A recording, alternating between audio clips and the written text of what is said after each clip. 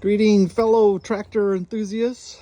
Been getting a lot of questions and comments about the information I've been providing for tractor work, how to price it, write a contract, and some of you had asked that I could share some of what I do or how I price the information or the contract, the wording on the contract especially.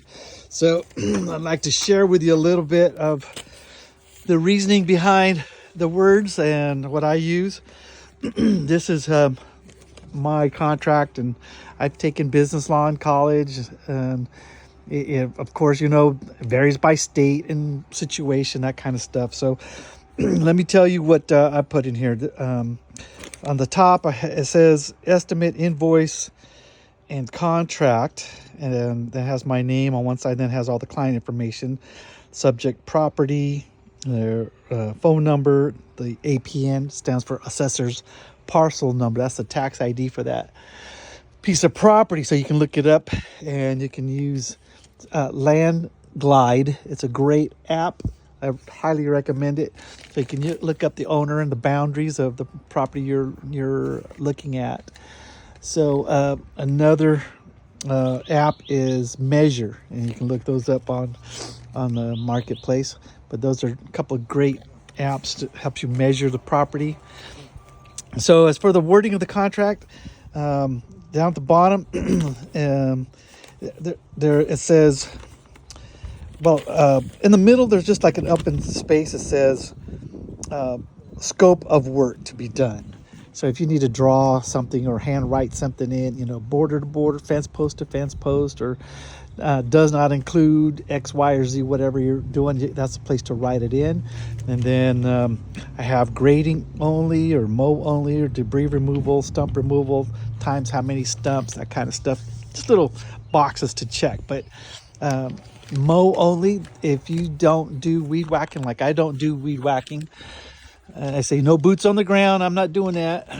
I'm almost 60 years old, so I'm not getting off the tractor swinging a weed whacker. There's just no money in it. So the other part on the bottom, it says this document constitutes the entire agreement. Now what that means is if they try to come back later and say, well, you said you were going to do this. Remember that? We talked about this, and you said that included, a free six-pack every week, whatever, might have transpired. If it's not in the contract, it's not included. So if they try to come back at you, it happens occasionally. Well, you said you were going to do these trees or this edge, or that included the backyard or this side. Like, nope, it's not in the contract. It's not included.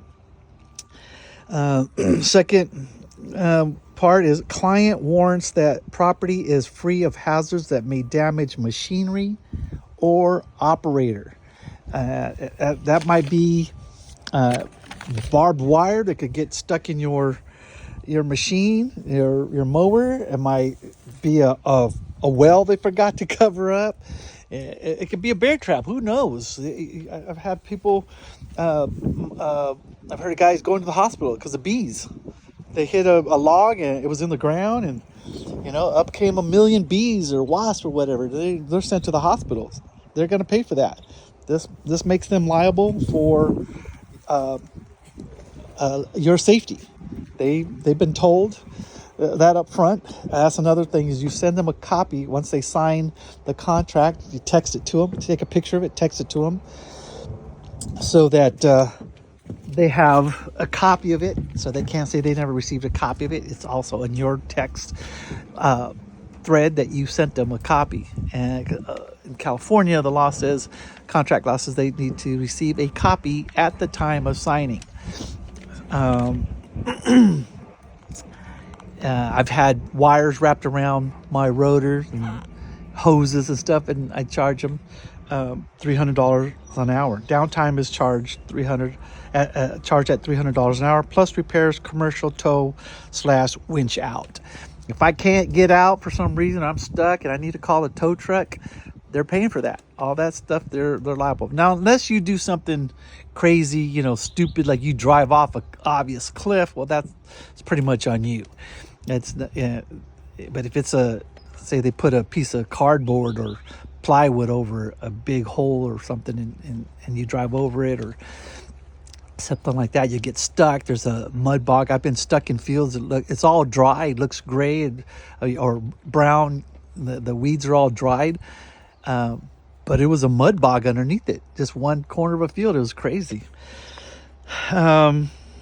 Next line is additional work will be additional charge. Like if they come up to you and like, hey, can you do this? Hey, can you do this little spot over here? They see that you're doing such a great job and so quick at it. They want extra work done, and you say, sure, man, I'll be happy to take care of that for you. Right there and then, you tell them another, say, $100, $200, whatever it might be. They'll either tell you like, yeah, man, that sure, of course, no problem. Or they'll start stuttering, stammering, and backtrack. Oh, well, never mind, because they don't want to pay for it. But yeah, it's definitely easy to make a little bit extra money while you're out there. Don't give away your work. And then I usually have a line here. The next line is terms. Cash, 5% credit card fee, 50% deposit, balance due on completion. Most of the time I don't get a deposit, but it is absolutely mandatory. I do get a deposit, 50% upfront if it is a non-owner occupied. I've done properties where people are out of state, out of the country. Some people are in the Philippines, some are in Arizona, Chicago, wherever that might be.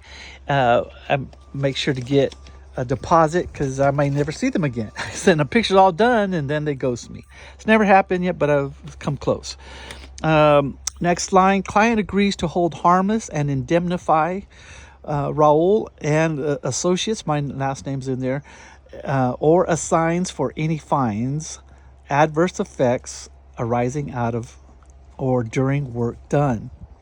Raul and associates are not responsible for the following, but not limited to: broken sprinklers, altered waterways, windows, paint, fire, subsequent erosion, drainage systems, buried utilities, damaged septic tanks, systems, or any other type of damage arising out of work performed, including egress and ingress. I have read and agreed to the above terms. Sign, print, date. Thank you for the opportunity to earn your business. Then my name. So the reason I choose those words or put those in there is assigns is anybody I choose to sell this contract to. I might get a contract signed and it's like, oh, it's got hand work and I don't want to do it. I got buddies that are like, hey man, you want to do this? Okay, here, I just send them over a copy of the contract and they go show up, do the work. I've already collected, or they can collect, but the contract is assignable.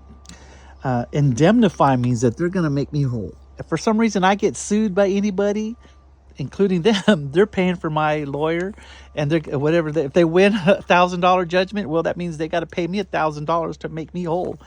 That's what indemnify means. Fines. I've seen people get a $10,000 fine for dust, to be rototilling or disking a property, and a county official comes by, code enforcement, sees a bunch of dust coming from the property, and just pull them over and write them a ticket for $10,000 because you can't do that. Well, the homeowner is going to be responsible for that, and that's what I would tell them. They pull me over and like, hey, so like, oh yeah, the owner's over there. He hired me to do it. Go give him the ticket. Right there. Not even going to put my name on it. Adverse effects. Anything that happens, like if you're doing some light grading and for some reason you change the route of the water and that water flows into a neighbor's yard and floods their house. I mean, they wake up one day and after a rain and 2 feet of mud or water in their living room, they want to sue you. Like, not going to happen. They're responsible for all of the work that you did. In other words, this is as if I try to make it and I explain it to them like, hey, why should I get blamed or held responsible for it?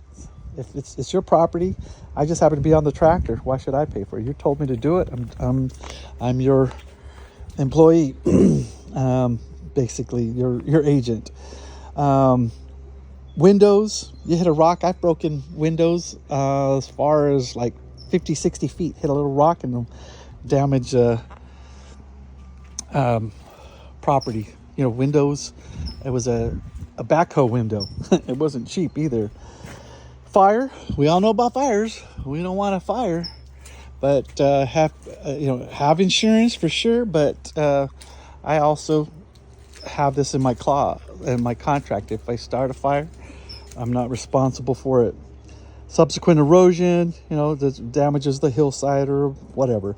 Drainage system, you might have a buried pipe, a water pipe or a drainage pipe. You run that over, you damage it, you're not paying for it. You'll be there all day.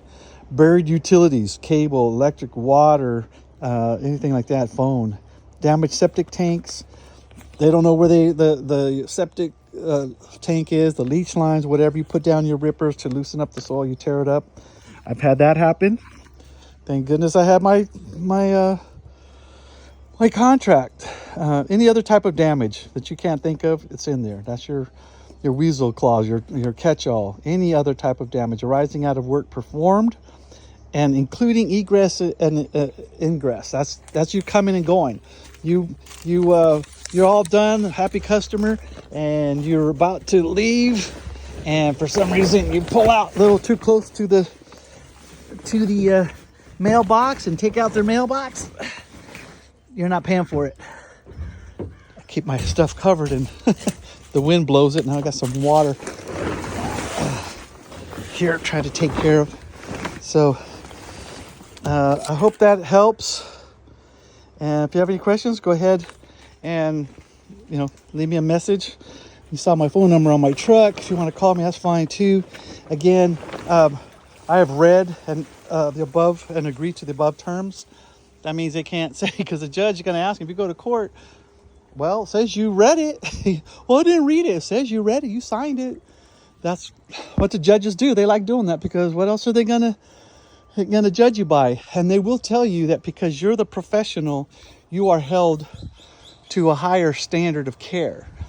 It's incumbent upon you to write the contract, get it signed, write it clearly and thoroughly. Imagine yourself standing before a judge and that customer doesn't want to pay you the $5,000 or $6,000, $7,000, or wants you to pay for a $2,000 dual pane gas filled patio door that you broke with a little chip.